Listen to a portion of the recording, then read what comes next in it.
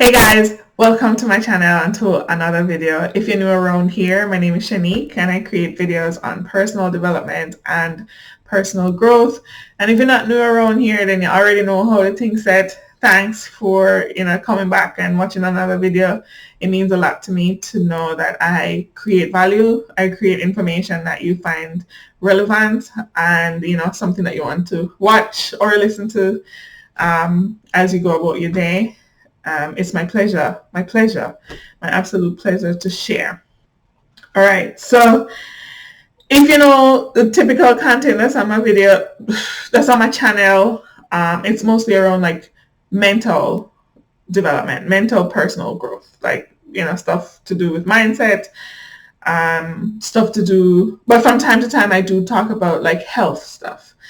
And the reason being, I think that when it comes to health and wellness, especially when it comes to personal development and personal growth, you need a rounded approach, right? So you need to be looking at, okay, what are you feeding your mind?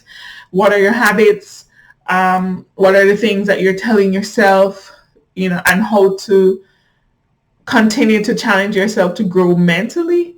But there's a spiritual aspect as well, and there's also a physical aspect, right? So you could be doing all the right things on one end. You could be having all the vision boards, writing down all your goals, reading 500 books a year, and doing all the right things there, but not getting the most out of your input because all the other spaces are lacking. You're deficient with the health part. You're very deficient on the spiritual part, and they go hand in hand. And so recently I started a new series called Get Healthy with Me. That's going to be focused primarily on the physical part and some of the things that, I've been struggling with, as you can see, I'm struggling. And some of the information that I found and what I have been doing with that information, what I've been doing to get myself into a different space and to kind of work through some of the issues that I've been facing. And this is like my first just super personal video on what I've been facing. And I'm not gonna lie, I'm a little nervous because if you know me, we love talk, but not about my like private stuff. Jeez. And so the natural question is, okay, well, why are you sharing about this, Shanique? Like, why are you talking about this? Why are you putting this video out there? And the biggest thing for me was that, when I got to a point where what I'm about to talk about was my reality, and I started to do my research, as I always do, good girl, stay up on the Google, and ting. I saw nobody that looked like me. First of all, I saw like 5 people talking about it who were not doctors, okay? And of those 5 people, nobody was of color. 4 people were on YouTube and 1 was on TikTok. And yes, I understood what they were, talking about, but I couldn't relate to some of it because that was not my experience. And so, just from sharing within my very small circle and seeing the impact that had on my friends, those who took action based on what I said, I was like, you know what? Well, there are so many people who could be living with this condition and may not know that they have it.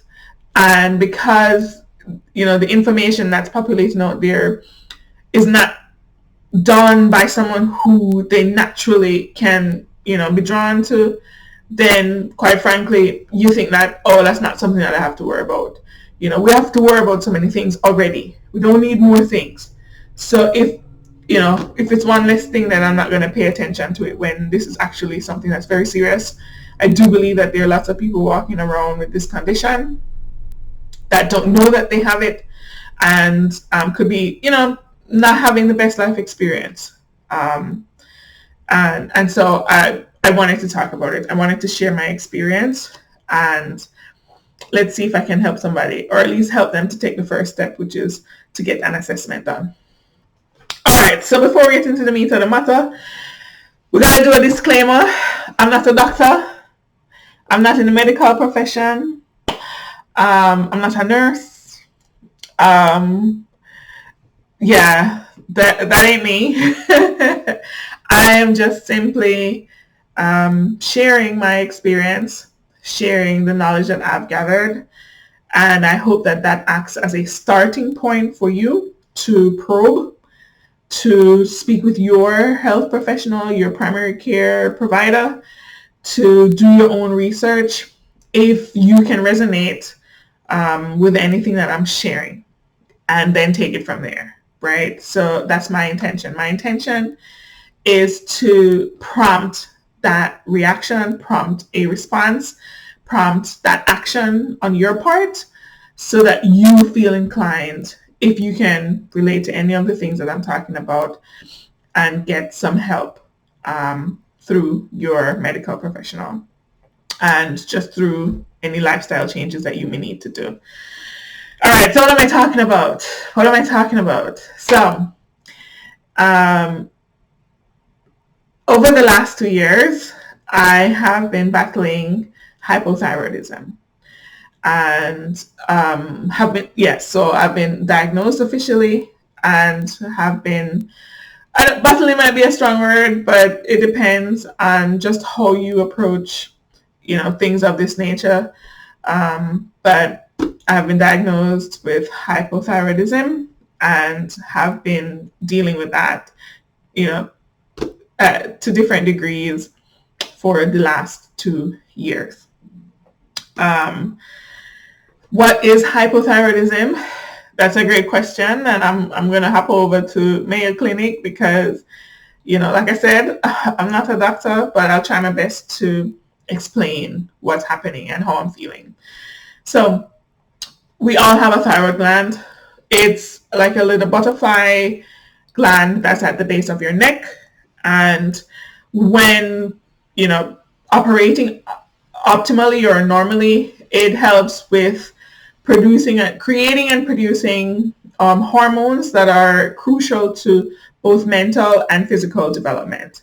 So on the mental side, it helps you to focus. It helps to keep feelings of anxiety and depression at bay, because it's utilizing like hormones that are coming from, things that we eat, movement, stuff like that. And on the physical side, it's helping you to metabolize food that you eat so that you can have the physical energy to get stuff done. And it's keeping your joints and your, heart and all your other organs in place.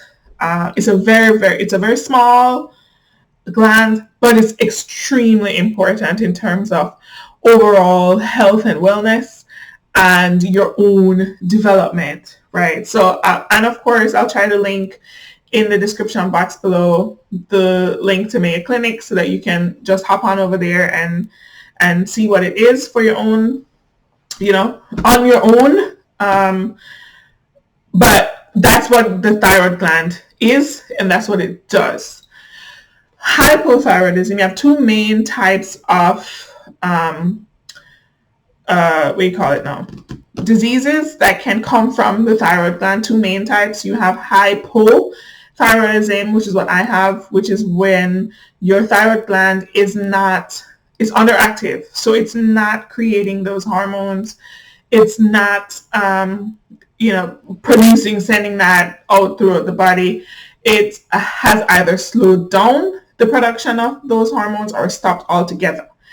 And then you have hyper, which is the opposite, where you have an overactive thyroid, where it's doing too much. It's creating too much of any one hormone, and your body is now forced to try to, go into overdrive to do that. So it's either doing too little or doing too much. I have hypo, which means that my thyroid gland is doing too little. Okay, it needs a little stimulant. All right, so let's talk about some of the symptoms that I've that I've had in the past, that I still currently have, and what symptoms could look like. So there is a long list, sorry. These are the ones that I struggled with. And if you see me looking down, I had some questions developed so that I could stay on track for this video so it doesn't get too long. But I could keep my thoughts in order. So fatigue, anxiety, depression, extreme sensitivity to cold, dry skin, constipation, infertility, unexplained weight gain, low energy, heart issues, so like, slow heart rate, heart palpitations, goiter, low sex drive. So those are the ones that I experience. But in addition to that, you can also have like puffy face, muscle weakness, muscle aches and tenderness or stiffness, swelling in your joints, heavier than normal or irregular menstrual periods, impaired memory, and fatigue. I think I said that already. So that's a long list. And yes, it's easy. Those aren't any like astronomical symptoms that definitely points to the thyroid. It's very easy to associate these symptoms with other diseases. For example, I've been diagnosed with eczema from when I was a child. I've struggled with constipation from when I was a child. I've had thinning hair from when I was a child. I have had my battles and bouts with anxiety and depression. And like many Black women, I've been anemic since I was a child. Like severe anemia, where I'm constantly on iron tablets. None of which before now had pointed to the thyroid gland. They were all being treated separately. For my eczema, I got something topical. For my thinning hair, I got either medicated shampoos or shampoos that claimed to help with volume. For my constipation, it was just eating more greens and drinking water and medicated whenever it got too bad. And, for depression, it was exercise and just eating more food. But, I learned, especially over the last 2 years, that those feelings were not normal. Those things happening to me, that was not normal. I didn't know what I didn't know at the time. And I certainly didn't know that I needed to have them checked out and, what type of procedure I needed to ask for in order to be pointed in the right direction. So, you could be feeling some of these symptoms, some if not all, and just feeling as though, oh my gosh, I haven't had energy for days, I just feel like I want to lie down in the bed. I don't want to do anything. Let me just take some time and rest. While you very well may need to take some rest, because of course we all have a point at which we hit burnout and we need to, rejuvenate, refresh, re-energize ourselves. If you're having that feeling constantly, that's not normal. If you struggle with anxiety, like I'm not someone who can drink coffee or any stimulant whatsoever. I don't drink energy drinks. I used to, like way back in college, and then I'd find that it made my heart race. And I was like, okay, I don't like this feeling. Let me stop. But I didn't know at the time that that was hurting my thyroid, right? So if you're someone who's anxious, you get the shakes whenever you drink anything with a stimulant in it, that's not normal. Okay, it could be signaling that there's something wrong that's happening within your body, and it's just one of the million symptoms that you could be having, right? Hypothyroidism or any thyroid issue is a slow process. It's not developing over time. It's not developing overnight. It's developing over time. So it's a slow process. It's something that's happening year over year until your body just can't go any further. And until you deal with it, your quality of life will continue to decline, but you will continue to feel as though it's normal because we don't know enough about how to get that assessment, how to get that diagnosis. And that leads me to the next question. How do I get my own diagnosis? Now, funny enough, if you're going to your doctor every year, as you should, to get like an annual physical or an annual checkup, checking for your thyroid is not a part of that list, right? They'll do a blood test to check for iron levels, but and if you ask for like a more intense, they'll even check for your cholesterol levels, which low cholesterol is a symptom. But they aren't checking for your hormone levels, which is a test that you need. You need a hormone test done through blood work to determine whether or not your thyroid levels are normal or optimal for your age. So for me, it happened in 2020 where I was on Instagram. I was scrolling and somebody was talking about how they felt, and they're like, you know what? I asked for a hormone test, and this is what my results were like, right? And I was like, I wonder. And something just kicked off in my mind. And at the time, I was trying to have a second child. I'm currently pregnant, and I wasn't able to do that. We weren't able to do that. And I had done all the tests. I had done an HSG test to test if there was a blockage in my fallopian tube. I had done tests on like egg count. I had done cervical tests.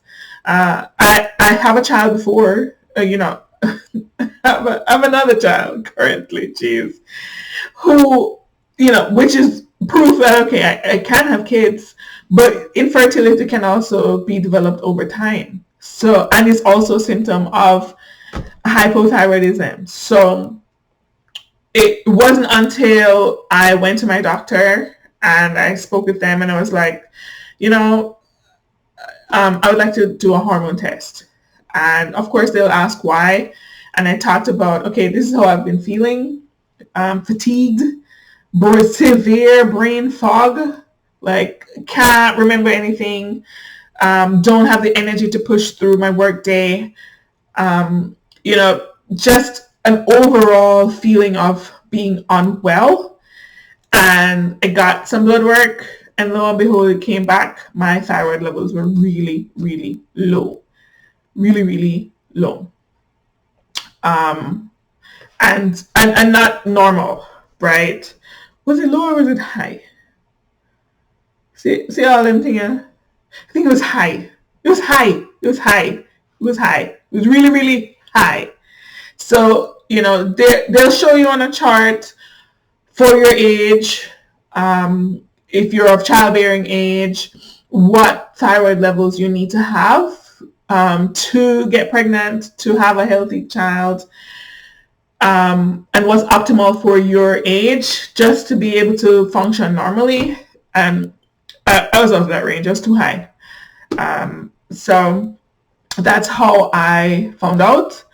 But I also needed to ask for that. So if you're someone who you can relate to any or a bunch of the symptoms that I've listed out, but you're not sure of, okay, how come I never do test for this all this time?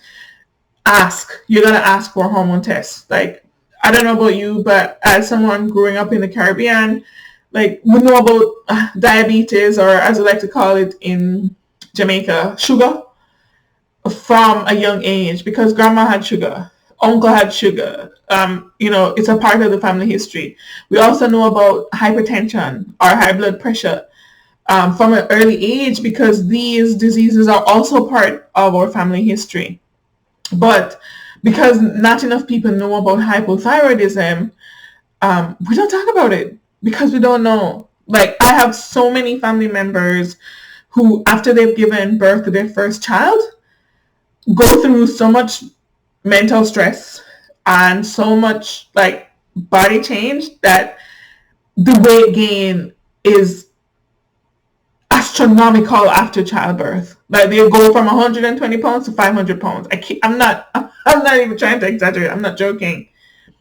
And I've always thought that it was because of diabetes or just not taking care of themselves. But it wasn't until I got my own diagnosis after giving birth that I realized that, okay, well, like that could also be happening to my cousins and my auntie, because, weight gain or really slow weight loss is a huge red flag as it relates to your thyroid activity.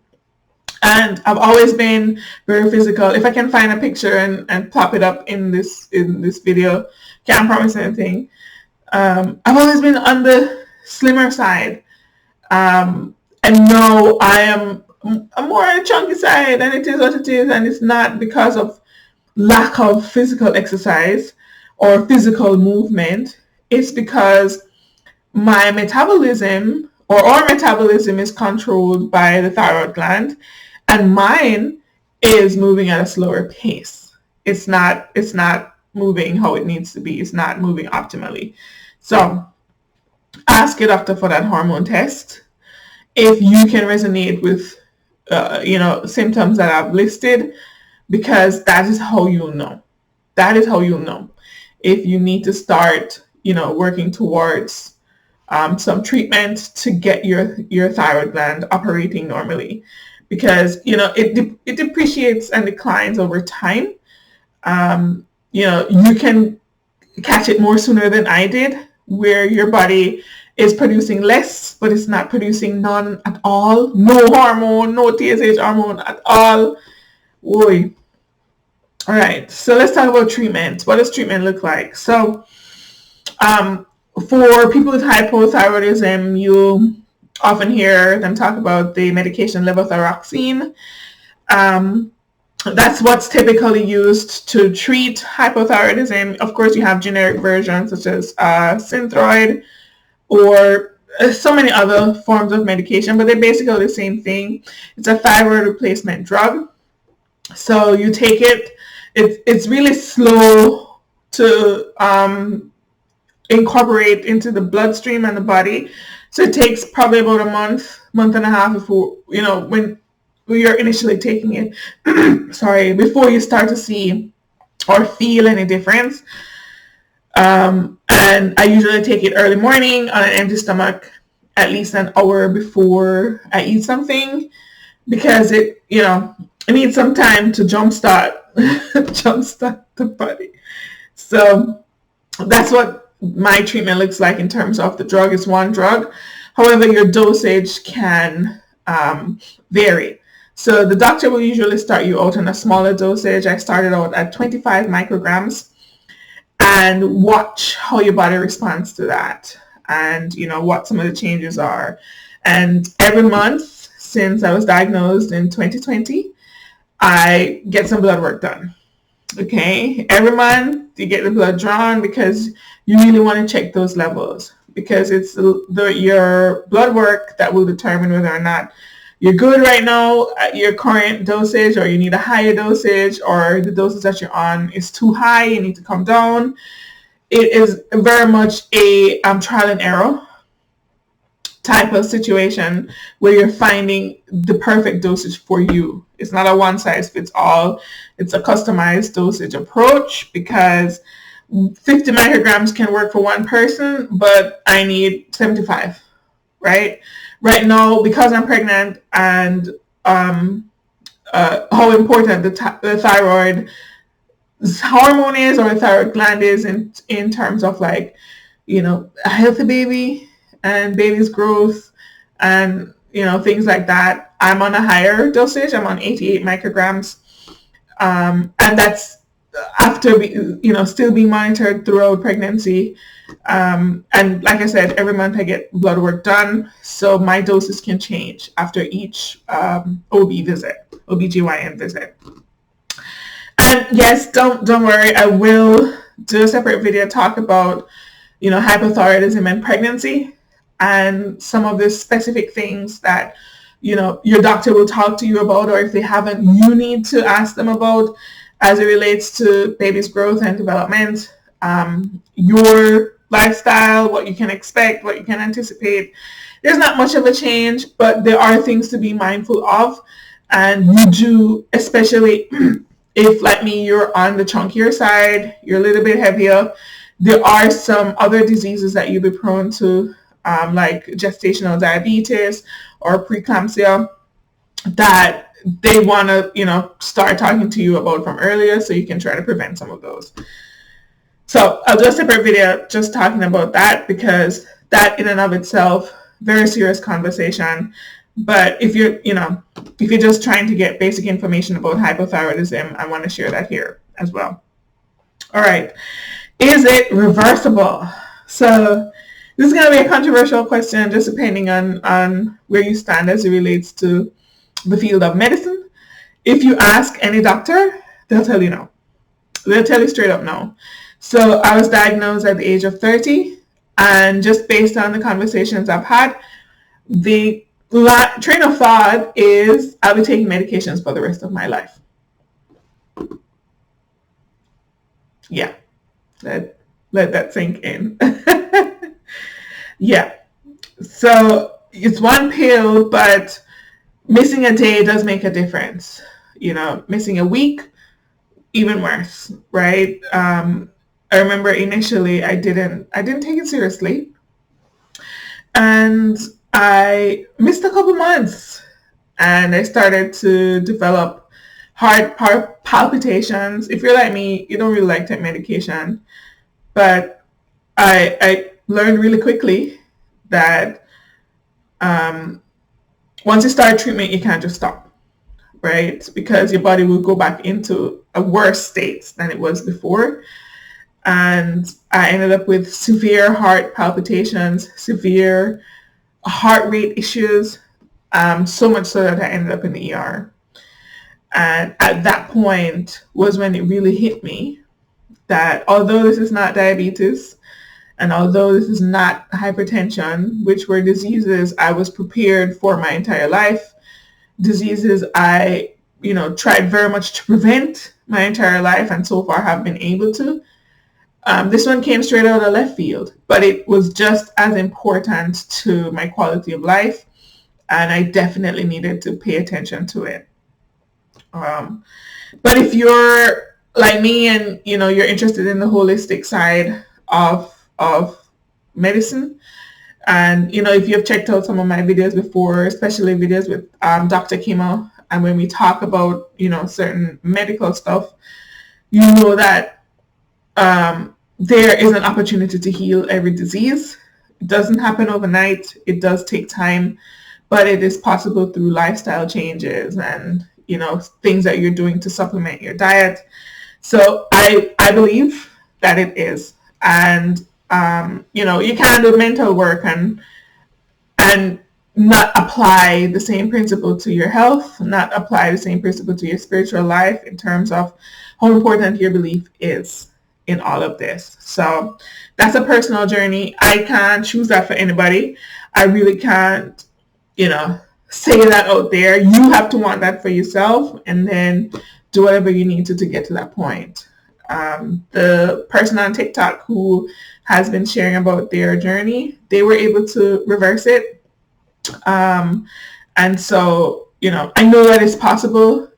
I might not be doing it their way, but it's possible, and I hope to get to that point.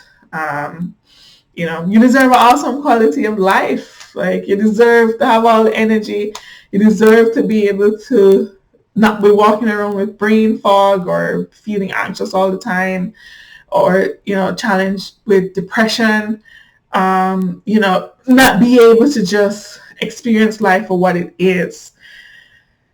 You deserve that. So give yourself the benefit of the doubt and just do what you have to do. Do what you need to ensure that you have the life that you deserve.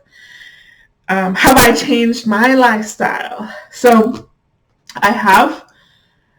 So I'm certainly not where I want to be, but definitely changed my lifestyle in terms of what I eat. And I was always pretty active, but I've gotten more active in terms of physical stuff. My family is pretty active. My daughter does sports. My husband does sports. So it's kind of hard not to at least walk around the field when they're doing their thing, right?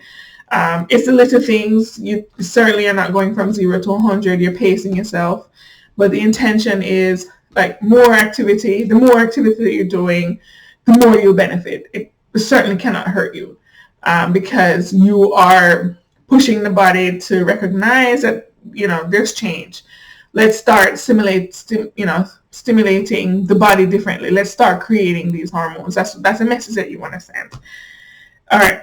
And lastly, what are some of the lessons I've learned along the way so far? So I'm almost 2 years into my diagnosis. At the time of this video, I'll be approaching my 28th week of pregnancy, so 7 months. And I've learned a lot. I would say that one of the biggest lessons that I've learned is trusting myself. I know I talk about like the still small voice and following the intuition and following the guts and all of these things in theory. And in theory, they're really great. But in the practice of it, it does require building a muscle. And, I have had experience building that muscle as a child, but I feel like at this point in my life, I'm at a different level. I'm at a new level. I can advocate for myself so much better. I create those boundaries and draw those lines instantly. And I'm quicker to take action, quicker than I was before. And if you're a parent, I urge you to develop this muscle within your kids. I have my mom to thank for that, because I was always in a position where I was a little bit more exposed than my peers in terms of opportunities to, speak for myself, to advocate, to learn how to speak properly. But I realized that for my child, I needed to step back to allow her to develop that muscle. So it's simple things and she needed to develop it around me, because I'm her safe space, right? But it's more of like a facilitation type of thing, right? So when we go to the doctor, whatever question she can answer, let her answer. Take her time and answer it. She'll start off maybe with a small voice like my daughter did, and then right now, they don't need me in the room. I'm just there as a formality. But they need to practice that, especially when it comes to the medical field, because it's very easy for you, especially if you're a Black person, to not be taken seriously, for your pain to not be taken seriously, for your symptoms to not be considered, and for doctors to sometimes feel as though they know your body better than you. No, I don't play about me. Let me start there.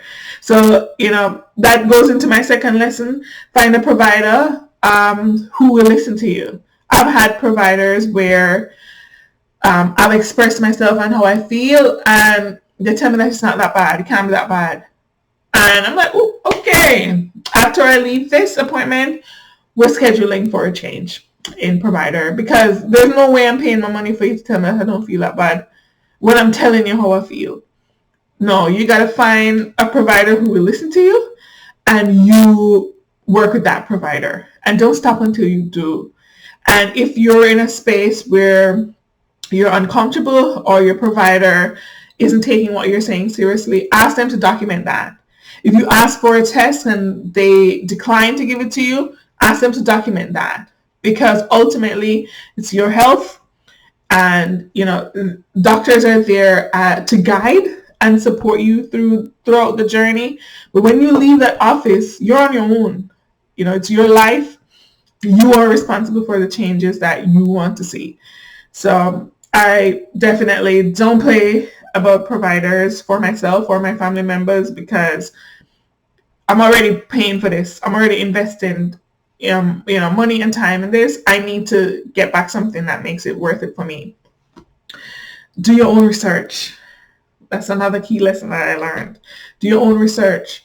So you have the conversation with your doctors, but you do your own research. Don't be afraid to get a second opinion if you need it, because that's how you arm yourself. That's how you equip yourself. One of the best experiences that I've had with a medical professional was with a primary care provider that I had, Dr. Polk. I have to big him up.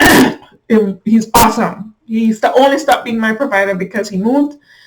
And let me tell you, maybe he spoiled me in terms of what a patient-doctor relationship could be, but stimulating. Every visit was stimulating.